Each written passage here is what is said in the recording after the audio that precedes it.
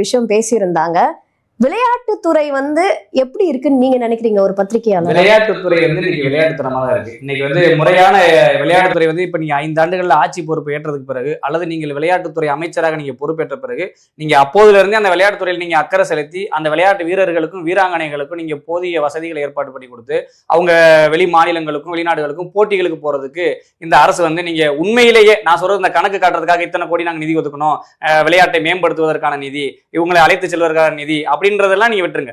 நீங்க யதார்த்தத்தை பாருங்க. இன்னைக்கு எத்தனையோ விளையாட்டு வீரர்கள் தமிழ்நாட்டுல குக்கிராமத்துல இருக்கிறவங்க நீங்க கேளுங்க. செய்திகள்ல வெளிவராத, சோசியல் மீடியாக்கள் வெளிவராத எத்தனையோ வீரர்கள், விளையாட்டு வீரர்கள் இருக்காங்க, விளையாட்டு வீராங்கனைகள் இருக்காங்க. அவங்களுக்கு இந்த திமுக அரசு என்ன செஞ்சது? கண்துடைப்புக்காக என்னன்னா, இப்ப தேர்தல் வரப்போகுது இல்லையா? தேர்தல் வரப்போனோம்னா விளையாட்டு துறைகள் யாரெல்லாம் தமிழ்நாடு அளவுல ஜெயிச்சாங்களோ, இந்திய அளவுல ஜெயிச்சுட்டு இங்க இருந்து போய் பங்கேற்று வந்தாங்களோ, இவங்களெல்லாம் வச்சு ஒரு மீட்டிங் போடுறாங்க, ஒரு செட்டிங். அது ஒரு ஸ்கிரிப்ட் மாதிரி ஒரு இன்டர்வியூ நடந்துச்சு, நீங்க பார்த்திருப்பீங்க. அப்படியே ஐயா போன்ற ஆட்கள்லாம் முட்டு அப்படியே சும்மா ஐயா ஒரு முட்டுவாரு.